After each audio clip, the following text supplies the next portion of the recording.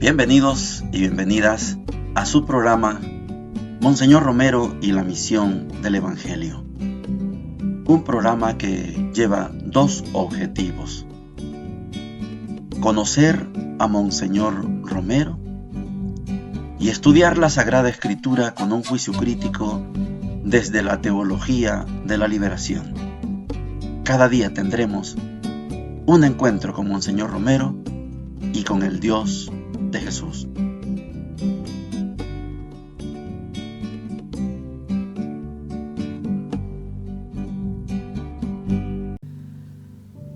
Hola, ¿qué tal?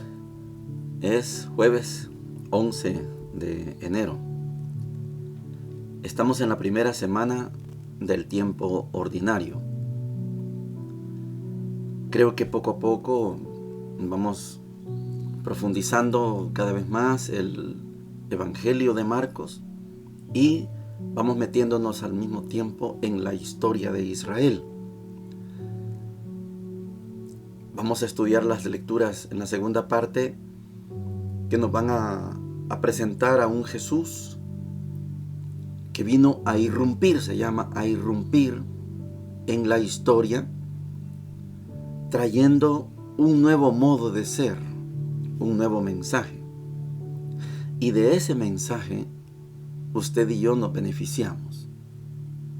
Poco a poco, yo les pido calma, tranquilidad, perseverancia, sobre todo porque estudiar el Evangelio en concordancia con la primera lectura y cuando hay segunda lectura, el caso de los domingos, no es fácil. La iglesia lo ha tenido que estudiar mucho y ha hecho coincidir una lectura con la otra para que podamos tener una enseñanza. En la primera parte de hoy quiero destacar tres aspectos de este diario de Monseñor Romero. Estamos en noviembre del 78, y voy a destacar tres aspectos. El primero de ellos es el seminario. Voy a presuponer que muchos de ustedes no saben cómo funciona el seminario, y Monseñor ahora habla de un seminario menor y un seminario mayor. Para que lo comprendamos, quiero explicarles. Un seminario menor es un seminario, un lugar donde van los jóvenes. Voy a hablar de los hombres en este caso. Jóvenes que tienen inquietud, quieren ser sacerdotes y no han terminado su bachillerato. Entonces, a todo ese estudio lo pueden hacer en parroquias o en un lugar específico. A eso se le llama seminario menor. Ya se gradúan de bachilleres o algunos también de maestros. Entonces, con una carrera de secundaria ya pueden pasar al seminario mayor. Seminario menor puede ser plan básico, o sea, tercer ciclo, educación básica, y el bachillerato, magisterio, cualquier equivalente. El seminario mayor, ahí sí, vamos a estudiar filosofía y teología. Hay unos intermedios, puede haber un noviciado para los que son religiosos, o un año de pastoral también, que se puede hacer en medio de la filosofía y la teología. Finalizada la teología, el candidato ya está en condiciones de ser ordenado sacerdote. Monseñor está hablando del seminario menor y del seminario mayor. Segundo aspecto, en Ilopango se celebra la fiesta de un santo, San Cristóbal. Yo solo quiero mencionar que San Cristóbal, la figura que conocemos de San Cristóbal, es una figura mítica, no es una persona. San Cristóbal se le menciona que él prestaba un servicio de cruzar a gente que no podía en un río. Y un día cargó a un niño y él sintió algo especial en ese niño, y ese niño era el niño Dios. Bueno, es una figura mítica, no busquemos a la persona real, porque estos son imágenes de por allá por la Edad Media que nos intentaban decir: Dios se aparece como un niño, Dios se aparece como un anciano, Dios, etc. San Cristóbal es eso, es una fiesta fuerte. En Guatemala, San Cristóbal es el patrono de todos los choferes de buses. Vaya hasta el 30 de junio a Guatemala y verá cómo se arma una gran manifestación de choferes con sus camionetas, con sus buses, porque es la fiesta de San Cristóbal. Y el tercer aspecto que se menciona hoy son las comunidades eclesiales de base. Está preparándose un evento con comunidades eclesiales de base. En el 70 era muy común hablar, conocer y participar de las comunidades eclesiales de base. Hoy eso está bien disminuido, lamentablemente. Para mí, las comunidades eclesiales de base es el mejor método de evangelización. No me voy a alargar mucho, solo quiero comentarles porque Monseñor Romero lo menciona. La comunidad eclesial de base, su nombre lo indica, es una comunidad. No es una persona, no son dos, no es una sola familia. Comunidad pueden ser 2, 3, varias familias.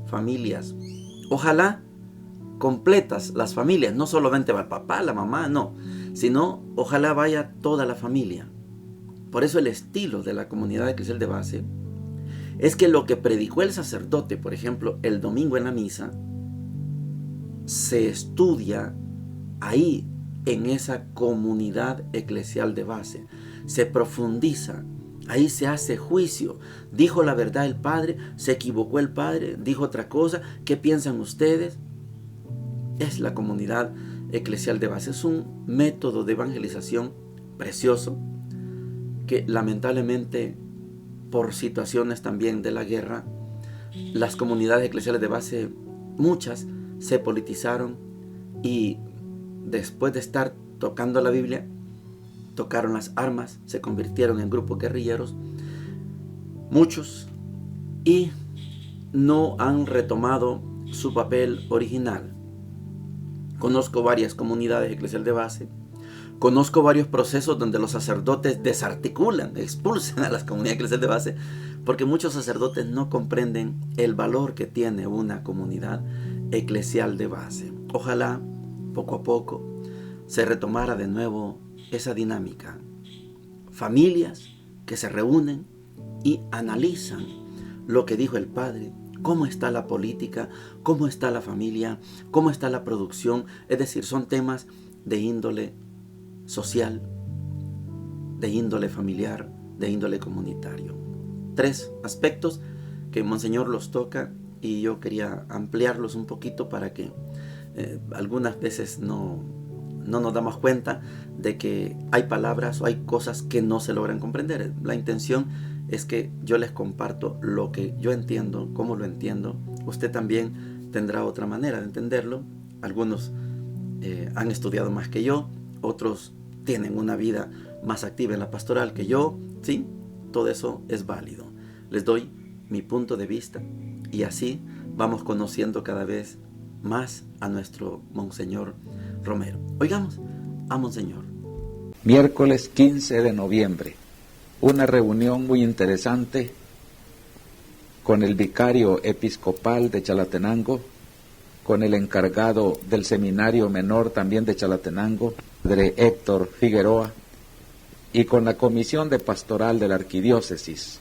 Asesoraba como técnico de la reparación de la casa el padre Cortina, quien también prometió hacer los planes de un nuevo seminario menor que con la ayuda de Dios haremos en Chalatenango, ya que esta inserción en el pueblo será muy beneficiosa para las vocaciones de los jóvenes que se preparan al bachillerato y de allí pasar al seminario mayor de la arquidiócesis. Por la noche, graduación de la escuela Catarina Di Maggio, que fue dedicada al arzobispo. Les agradecí y les manifesté mi agradecimiento también por su solidaridad siempre demostrada con la causa pastoral del arzobispado.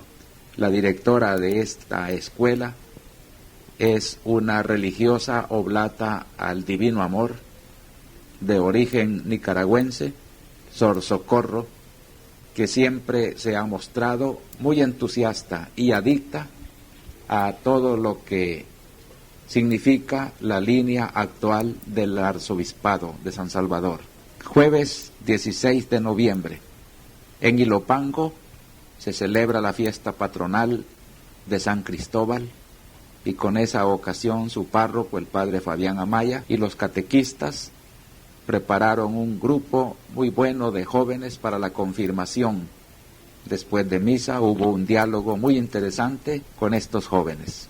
Por la noche, junta con la Comisión Asesora de Laicos, donde se está tratando de una convivencia de comunidades eclesiales de base y movimientos laicales, que tendrá lugar el 17 de diciembre, domingo próximo a la Navidad, como una convivencia de los cristianos de la arquidiócesis para celebrar una Navidad de espíritu cristiano.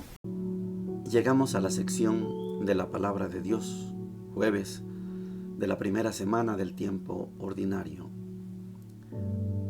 Hay una escena hoy no tan halagüeña, no tan ejemplar. En la primera lectura seguimos leyendo el primer libro de Samuel. Hemos puesto entre paréntesis prácticamente ese llamado de Dios a Samuel. Samuel, Samuel. Samuel creía que lo llamaba Elí, el sacerdote, y por eso iba corriendo donde el sacerdote Elí. Después Elí se da cuenta, no, esto no es un simple, vamos a decir, espejismo, ilusión, un sueño, no. Aquí hay una llamada. Si te vuelve a decir, si vuelves a escuchar esa voz, expresa, habla, Señor, que tu siervo escucha. Vamos a poner entre paréntesis esa vocación todavía porque vamos a ver una realidad de ese pueblo. El autor del libro de Samuel nos lo presenta intercalado y hoy vamos a irnos al capítulo 4 de Samuel, versículos del 1 al 11. Primera de Samuel, capítulo 4, del 1 al 11, dice lo siguiente: En aquellos días se reunieron los filisteos para atacar a Israel.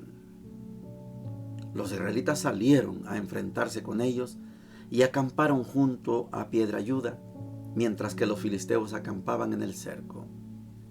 Los filisteos formaron en orden de batalla frente a Israel. Entablada la lucha, Israel fue derrotado por los filisteos. De sus filas murieron en el campo unos 4,000 hombres. La tropa volvió al campamento y los ancianos de Israel deliberaron: ¿por qué el Señor nos ha hecho sufrir hoy una derrota a manos de los filisteos? Vamos a Silo a traer el arca de la alianza del Señor, para que esté entre nosotros y nos salve del poder enemigo. Mandaron gente a Silo por el arca de la alianza del Señor de los ejércitos, entronizado sobre querubines. Los dos hijos de Elí, Jofní y Fineés, fueron con el arca de la alianza de Dios.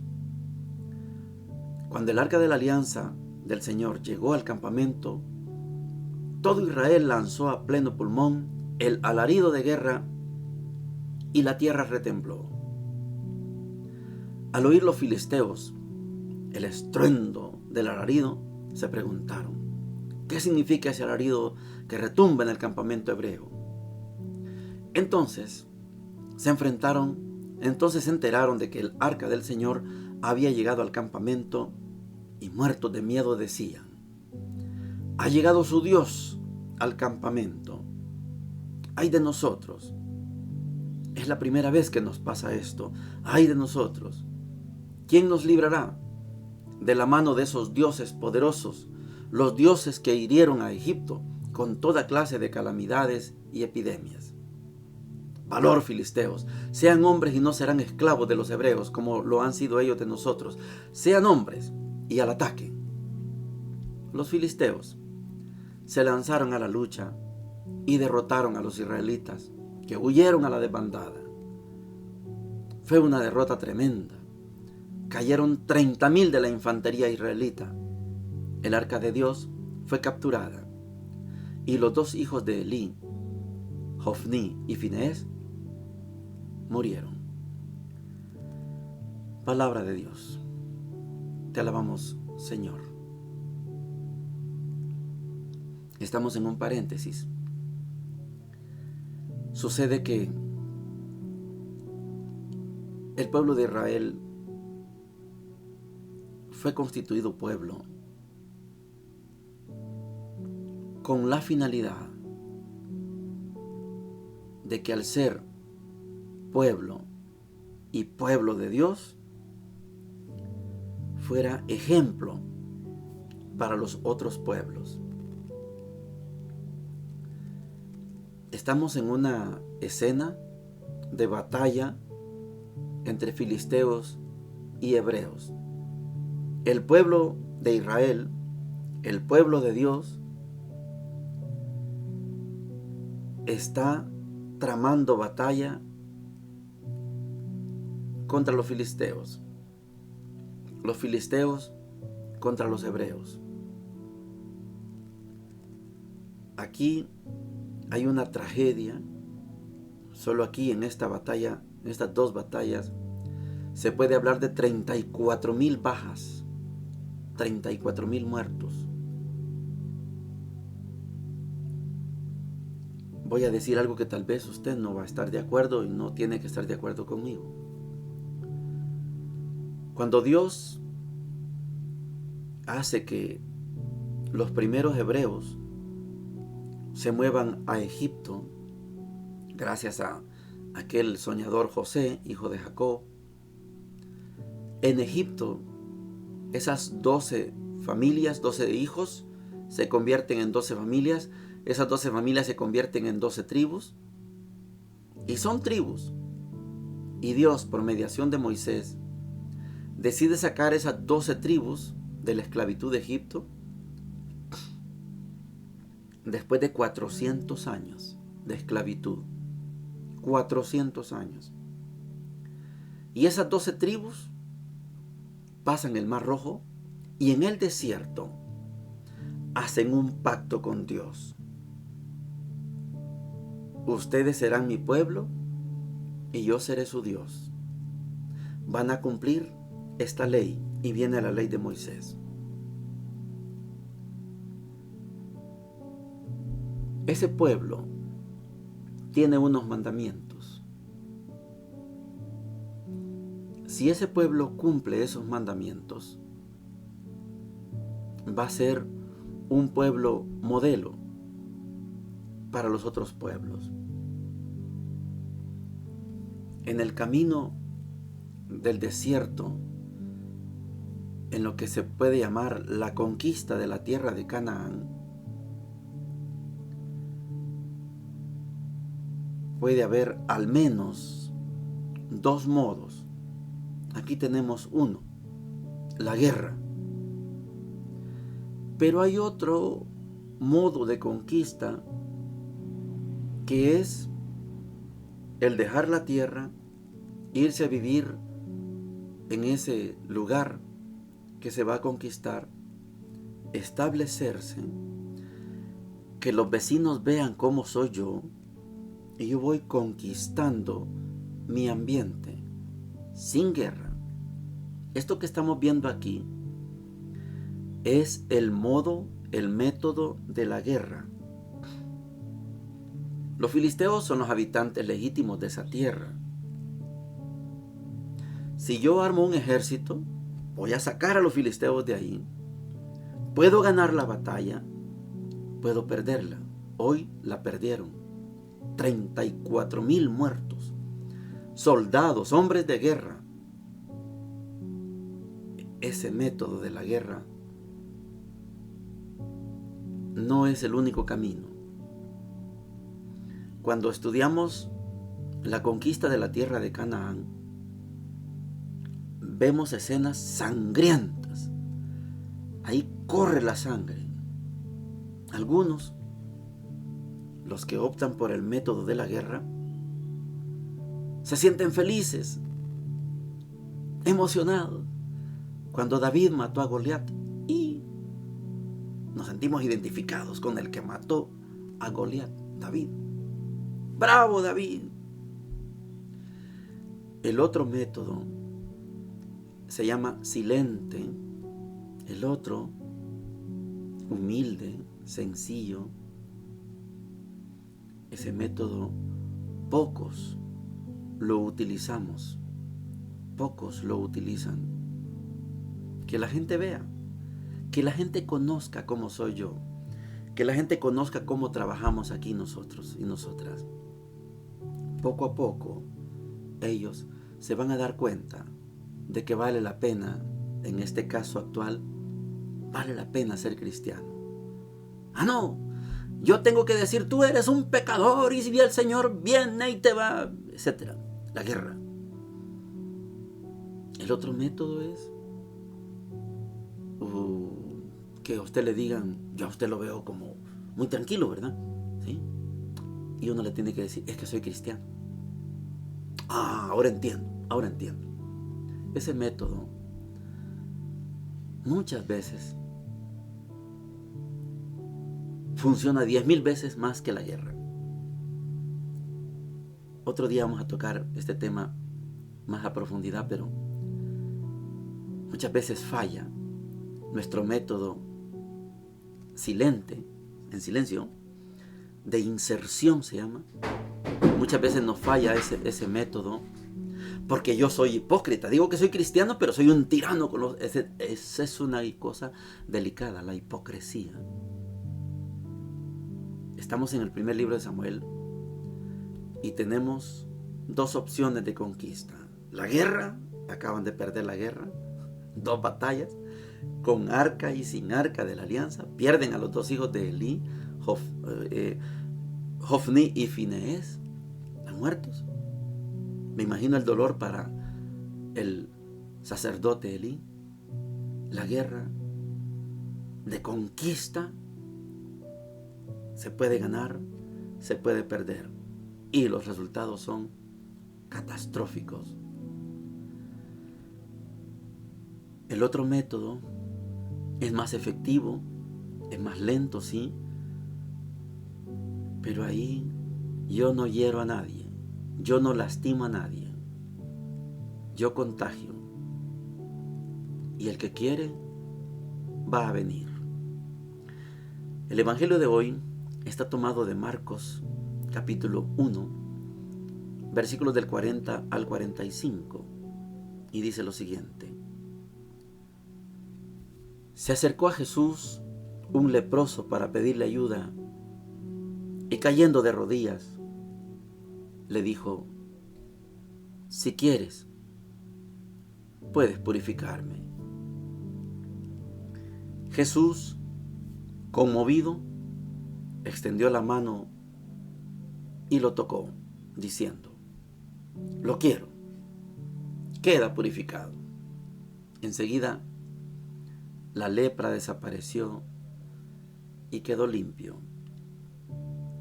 Jesús lo despidió, advirtiéndole severamente: No le digas nada a nadie, pero ve a presentarte al sacerdote y entrega por tu purificación la ofrenda que ordenó Moisés para que les sirva de testimonio. Sin embargo, apenas se fue, empezó a proclamarlo a todo el mundo, divulgando lo sucedido de tal manera que Jesús ya no podía entrar públicamente en ninguna ciudad, sino que debía quedarse afuera en lugares desiertos, y acudían a él de todas partes. Palabra del Señor, gloria y honor a ti, Señor Jesús. Jesús está haciendo una revolución. Lo que antes se consideraba maldición, está desapareciendo, porque ha llegado la bendición. Este leproso es el primero, según el Evangelio de Marcos, que suplica sanación. El paralítico que estaba en la sinagoga, el endemoniado, la suegra de Pedro, no le han suplicado de rodillas: Señor, si quieres, puedes limpiarme, puedes purificarme. Si quieres. De rodillas ante Jesús. Este es el primer caso. La escena es complicada para la época, no para nosotros hoy. Para la época es complicada. El que tenía lepra era condenado a vivir solo o en comunidad, pero lejos de la vida común. El sacerdote estaba encargado de revisar a la gente. Llegaba a usted: señor sacerdote, quiero que vea si lo que tengo aquí en esta mejilla es lepra. El sacerdote con un palito examinaba y decía: ¡leproso! Si le decía leproso, ese leproso había entendido que no podía andar con su familia. Tenía que irse por los montes, lejos de la comunidad, lejos de la familia, lejos del pueblo, porque tenía lepra. Allá se juntaba con otro leproso igual, ya eran 2, ya eran 10, etc. Condenados a vivir sin familia y sin sociedad. Ahora se le hinca a Jesús: si quieres. Esto que está sucediendo en este trozo del Evangelio es el núcleo central de los 3 evangelios sinópticos: Mateo, Marcos y Lucas. En los 3 evangelios sinópticos, si hay fe, hay milagro. En el Evangelio de Juan es al revés. En Juan se hace el milagro para que haya fe. Aquí el leproso tiene fe. Señor, si quieres, solo falta que quiera. Si quieres, puedes curarme. Si quieres. Y Jesús dice: si quiero. Lo tocó, quedó limpio. El leproso vuelve a la vida normal. Pero no se lo digas a nadie. Ve al sacerdote. El ex leproso fue a proclamarlo por todas partes. El padre Rodrigo dice: una sana desobediencia. No le hicieron caso a Jesús. Es que esto se llama, en género literario se llama el secreto mesiánico. Él dice: no lo digan a nadie, y la gente lo proclama. Así funciona el reino de Dios. No con guerras, como estamos viendo en el libro de Samuel. Así no. La conquista de los españoles a estas tierras, de los ingleses y los portugueses a América, pudo haber sido de otra manera, pero optaron por la guerra. Hoy odiamos a los españoles, ingleses y portugueses porque nos vinieron a matar cantidad de indígenas, millones de indígenas. Ellos optaron por la guerra, por la conquista, mientras que otros métodos silenciosos, como el de Monseñor Romero. Monseñor Romero sigue conquistando. Él no está físicamente con nosotros, y Monseñor Romero sigue conquistando, porque no optó por el método de la guerra, optó por el método silente, por el método en silencio, por el método de la humildad, por el método del testimonio. Ojalá en nuestros grupos familiares se meditara de esta manera el texto, los textos, y veamos qué importante es ser testimonio y que otros nos vean No imponerles, no predicarles y gritarles, no. Que me vean. Que vean que vale la pena ser cristiano. La fama de Jesús, apenas estamos en el primer capítulo de Marcos, y ya la fama está regada por todos lados, y Jesús no puede entrar a las ciudades porque todo el mundo se da cuenta. Es el objetivo del Evangelio de Marcos. El método del silencio, no de la guerra, está funcionando. El Sanedrín sigue con su viejo método de la guerra y no va a descansar hasta que maten a Jesús. Pero el método de Jesús sigue expandiéndose, sigue creciendo. Ojalá usted y yo optáramos por el método silente, de silencio, de humildad, de testimonio. Bendiciones para todos y para todas. Hemos presentado Monseñor Romero y la misión del Evangelio. Hasta la próxima.